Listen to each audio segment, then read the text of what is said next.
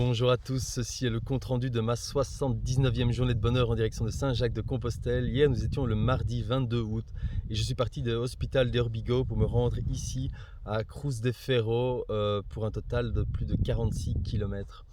Alors la journée d'hier restera probablement une des journées les plus mémorables de mon pèlerinage. C'était vraiment une journée incroyable, une journée dans le lâcher-prise total, une journée où j'avais aucune idée de ce que j'allais voir, de ce que j'allais vivre et encore moins d'idées d'où j'allais arriver au soir. En tout cas, je ne pensais pas arriver jusqu'ici. Alors cette journée, il s'est passé vraiment beaucoup de choses. Aussi, je vais absolument pas tout raconter parce que sinon la vidéo va faire 40 minutes et puis je vais garder du contenu pour le livre que j'écrirai peut-être un jour sur mon pèlerinage, puisque c'est une idée qui me taraude depuis longtemps, et de me dire que cette aventure assez incroyable mériterait peut-être un écrit, puisque vous vous en doutez, je l'espère, mais je ne vous raconte absolument pas tout dans les vidéos. Il se passe encore plus de choses ici que ce que je raconte, et voilà, je vous raconte quelques idées principales, quelques moments clés, mais il y a encore pas mal de contenu. Quoi qu'il en soit, je suis parti tôt du camping, je suis parti à 10 h. J'ai pris mon temps au camping au matin, j'avais pas dormi beaucoup. Je vous ai dit qu'il y avait eu une petite fête qui s'était jouée non loin de ma tente. Je me suis bien levé à 7h30, j'ai dormi de 3 h à 7h30, hein, ça faisait pas grand chose. Et après un ou deux cafés, j'ai quitté le camping en m'étant préparé tout à fait à mon aise. Donc il était 10 h du matin. Donc je vais vous faire la version rapide de la journée, je vais essayer du moins, mais en gros je suis arrivé 3-4 km avant le centre d'Astorga, lieu où je vous ai fait la vidéo du compte rendu du jour précédent, et j'avais parcouru 12 km à ce moment-là. J'ai quitté cet endroit qu'il était 15 h. Donc à 15 h j'avais fait 12 km, donc en gros c'était une journée où j'avançais pas. Il se trouve qu'au matin, pour la petite histoire, j'avais eu la grande idée de racheter un petit calepin de notes, dès le moment où j'avais acheté ce calepin, j'arrivais plus à marcher, j'ai des idées plein la tête qui arrivaient, et des messages et des points de réflexion, et je m'arrêtais tout le temps pour prendre des notes. Donc j'ai passé une bonne partie de ma matinée à avancer de 10 mètres, avancer de 100 mètres parfois quand j'avais de la chance, et puis à prendre des notes dans un carnet dont j'ai complété un paquet de pages. Donc j'ai pas beaucoup avancé hier matin ni début d'après-midi, vous l'aurez compris, et c'est en passant à Astorga que j'ai eu un espèce de second souffle, je crois, quand j'ai constaté qu'il faisait en fait 36 degrés. Je trouvais qu'il faisait quand même assez chaud, alors j'ai vérifié les températures, il faisait 36 degrés, je me suis dit chouette, c'est motivant ça. Oui, il se passe un truc assez spécial avec moi quand je marche, c'est que plus c'est difficile et plus je suis motivé, et quand il fait plat, que la température comment dire, très honorable, enfin pas trop chaud, bah voilà, je suis motivé, hein, mais c'est pas la même détermination dans la marche, disons. Peut-être que quand il fait bien chaud et qu'il y a du dénivelé, là ça réveille un truc en moi, probablement mon côté un peu sportif et qui aime le petit challenge personnel.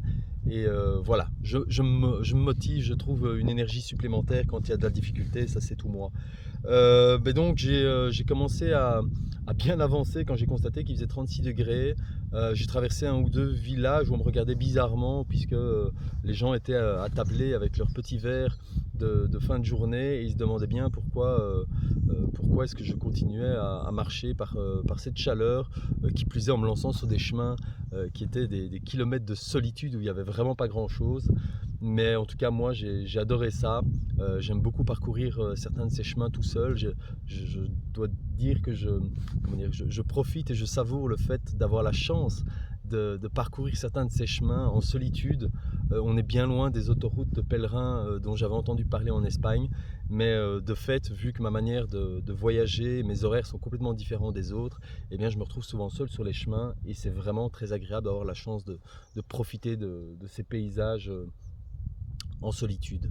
Donc j'ai marché sur ces longues lignes droites, et puis à 19 h j'avais fait quelque chose comme 22 km, et j'étais sur une petite aire de repos pour pèlerins. Donc il y avait un petit banc plus ou moins à l'ombre, j'ai grignoté un petit bout, j'ai bu de l'eau, et puis là une idée un peu folle m'est arrivée en tête, vu que je n'avais parcouru que 22 km.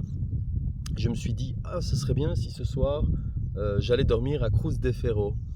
Alors je me suis dit que ce lieu emblématique serait un endroit assez mémorable pour passer une nuit. Je me suis dit quelle belle énergie il doit y avoir dans cet endroit.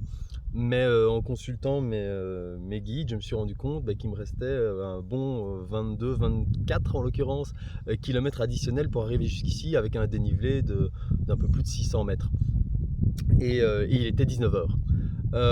Du coup, j'ai un peu réfléchi le truc et puis je me suis dit non, j'ai l'intuition qu'il faut aller là-bas, je vais y aller. Mais pour être assez honnête, je comptais pas y aller coûte que coûte. J'étais pas dans une situation comme j'avais fait à Saint-Jean-Pied-de-Port où dès le moment où je me lançais dans l'escalade vers Roncesvalles, il n'y avait aucun lieu pour bivouaquer, on me l'avait dit. C'était strictement interdit, donc il fallait se lancer et y arriver ou pas se lancer. Et ici, j'avais toute liberté en cours de route de m'arrêter si je ne le sentais pas, de mettre mon sac de couchage dans un coin ou de planter ma tente si j'en voyais l'opportunité, voire d'aller dans une albergue si vraiment j'en avais envie. Donc voilà, il n'y avait aucun commitment. Je n'étais pas obligé d'aller jusqu'au bout du truc si je ne le sentais pas. Donc je me suis mis en route et quoi Et à un moment, je suis arrivé à Rabanal del Camino. Et à Rabanal del Camino, il était 10h moins 20.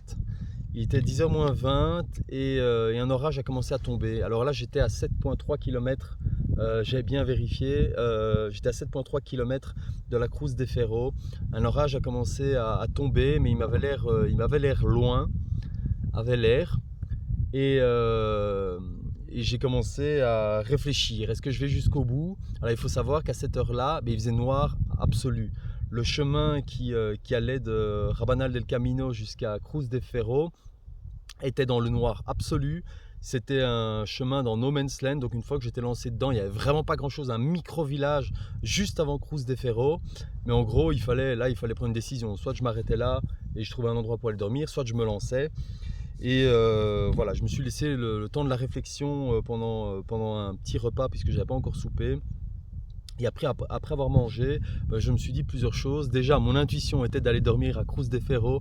Je me suis dit que c'était une occasion que je n'aurais pas tous les jours, une expérience qui laisserait un souvenir éternel probablement. Et j'avais pas encore marché de nuit. J'aime bien les nouvelles expériences, je dis souvent qu'il faut tester un petit peu de tout. Donc j'ai déjà marché très tôt, j'ai déjà marché raisonnablement jusqu'à 14h, j'ai déjà marché toute l'après-midi en pleine canicule et j'ai déjà marché en début de soirée, mais j'avais jamais vraiment marché passé 22h quand il fait noir avec ma frontale. Donc je me suis dit quelle belle opportunité, en plus il y a les éclairs, ça va m'éclairer. Donc je me suis lancé et alors je dois dire que comment expliquer ça, ma foi a été mise à rude épreuve sur ces 7 km. Je vous assure que si vous n'êtes pas déterminé, confiant en vous et avec une foi absolue en le chemin, il y avait de quoi faire peur. J'ai pas pu m'empêcher d'imaginer certains amis à moi vivre ce que je vivais hier. Et je suis sûr que la plupart d'entre eux se seraient mis en boule par terre. C'était assez impressionnant. En fait, les éclairs tombaient d'un peu partout, tout autour de moi. Alors, je précise, j'avais demandé à ma caravane un topo météo. Ma caravane, c'est un ami qui est non loin de Bruxelles et qui gère la partie informatique de mon pèlerinage, donc les photos sur mon site web et les itinéraires. Et j'avais demandé à ma caravane un topo météo. Il m'a fait un topo sur les températures, mais absolument pas sur les orages ni sur le vent. Quoi qu'il en soit, je dis ça pour la petite blague bien sûr, mais je m'étais renseigné sur la météo, mais les informations que j'ai étaient totalement incomplètes. L'orage a commencé à tomber de partout autour de moi, réellement de partout autour de moi. Il y avait pas mal d'éclairs qui tombaient au sol, mais à une distance relativement raisonnable, mais j'étais en plein centre de tous les éclairs. J'ai hésité plusieurs fois à rebrousser chemin. Et puis j'ai pas pu parce que ma foi absolue en le chemin me disait que je devais continuer. Et en continuant, à un moment, ma lampe frontale a tapé sur un petit muret sur lequel il était marqué Jésus est avec toi. Alors une fois que j'ai vu ça, j'ai dit c'est bon, si Jésus en personne est avec moi, je ne crains rien. J'ai continué. Et alors, il arrivait un truc assez spécial quand j'étais évidemment au milieu de nulle part. Mais quand je vous dis vraiment au milieu de nulle part, j'étais dans la nature, il n'y avait rien que moi et la nature. Je suis persuadé que j'ai entendu des hurlements de loups. Alors je ne suis pas encore un expert, je vous l'ai déjà dit, je viens de la ville et je ne suis pas un expert en cris d'animaux. Mais c'était pas forcément rassurant parce que je connais quand même un peu les cris des chiens et là, c'en était peut-être, hein, mais moi, j'ai vraiment eu l'impression d'avoir entendu des loups qui hurlaient pendant la nuit. Bon voilà, donc c'était pas spécialement rassurant, mais à nouveau, ça me faisait plus sourire qu'autre chose parce que je trouvais l'expérience vraiment intéressante puisqu'il fait noir, je voyais rien à quelques mètres, le chemin était chaotique, j'étais persuadé d'entendre des loups, les éclairs tombaient de partout autour de moi, c'était vraiment une scène d'un film. Et moi, dans ce genre de cas, ça m'amuse. J'ai pris un plaisir sans nom à vivre cette expérience. Ce sont des images dans ma tête que je pourrais jamais enlever. Je vous dis, c'était une de mes plus belles marches, hein. Vraiment un moment très intéressant. Vous testez votre foi en le chemin, vous testez votre peur. Et là, je crois que c'est définitif, c'est un mot que je ne connais pas. Quoi qu'il en soit, j'ai continué d'avancer et un peu avant d'arriver à Cruz de Ferro, je suis arrivé dans un micro-village, mais vraiment un micro-village. Je dis, je l'aurais traversé en 300 mètres, même pas. Il y avait peut-être, je sais pas moi, une quinzaine d'habitations, dont 3-4 étaient des auberges. Je me suis quand même mis en dessous d'un abri parce que le tonnerre tapait de partout. Voilà, j'étais hésitant, est-ce que j'attends pas un petit peu ici le temps que ça se calme ou pas? Le vent s'est levé, il a commencé à pleuvoir. C'était une très belle scène ceci dit. Donc en plus j'ai profité d'un petit abri, d'un micro-abri dans le village pour m'asseoir contre Jack par terre et observer la scène parce que forcément j'avais commencé à monter donc j'avais une vue vraiment magnifique sur là d'où je venais et je voyais les éclairs dans le ciel. C'était juste impressionnant, un spectacle magnifique. Euh, les, euh, les grands feux d'artifice ne font que pas le figure à côté d'un spectacle pareil, c'était vraiment magnifique. Bon, à un moment, j'ai eu l'impression que ça se calmait, et puis j'ai dit, je ne suis pas venu ici pour rester en dessous de ce petit abri. Moi, je veux aller à Cruz de Ferro. Je sais qu'on teste ma détermination ici, le chemin est en train de tester ma détermination, mais moi je vais à Cruz de Ferro. Donc il me restait 2 km et c'est sous la pluie et le vent vraiment très fort et l'orage que j'ai fait les 2 derniers kilomètres pour aller à Cruz de Ferro. Alors là encore un chemin magnifique, la dernière centaine de mètres de dénivelé pour arriver à Cruz de Ferro. Et je suis arrivé à Cruz de Ferro qu'il était minuit 40 je crois, dans le noir absolu. J'ai éclairé la croix avec ma lampe torche, quel plaisir d'arriver jusqu'ici. Et il pleuvait quand je suis arrivé, donc j'étais me balader un petit peu autour de la croix, l'observer un petit peu, mais il faisait vraiment très très noir, donc forcément je ne voyais que ce que ma lampe frontale éclairait. Et puis j'ai essayé de trouver un endroit pour bivouaquer. Alors ma première intention réellement c'était de dormir à l'extérieur, mais là il pleuvait donc j'avais vraiment décidé que j'allais sortir ma toile et j'espère que Saint-Jacques ne m'en voudra pas.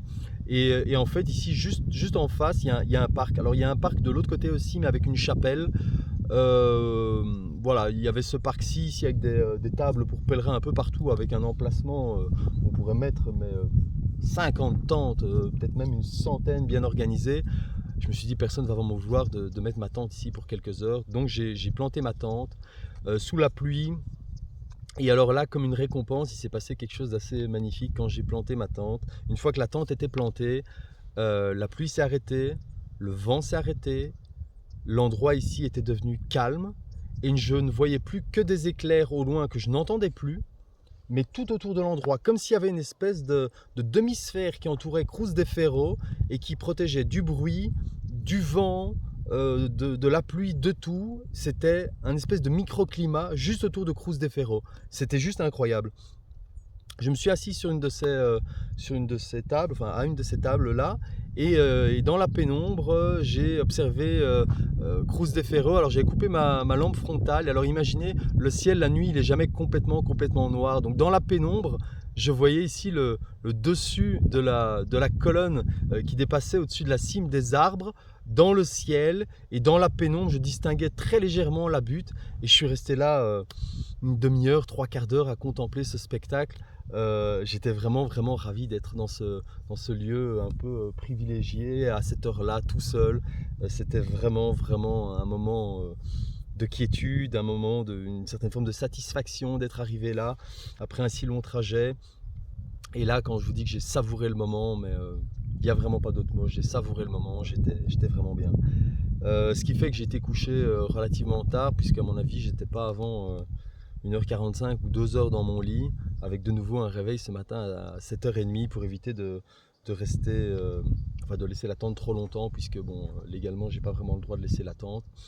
Voilà, quoi qu'il en soit, je ne suis pas venu à Cruz de Ferro hier soir par impatience, mais juste parce que j'avais eu l'intuition que ce serait un souvenir mémorable que de passer une nuit ici.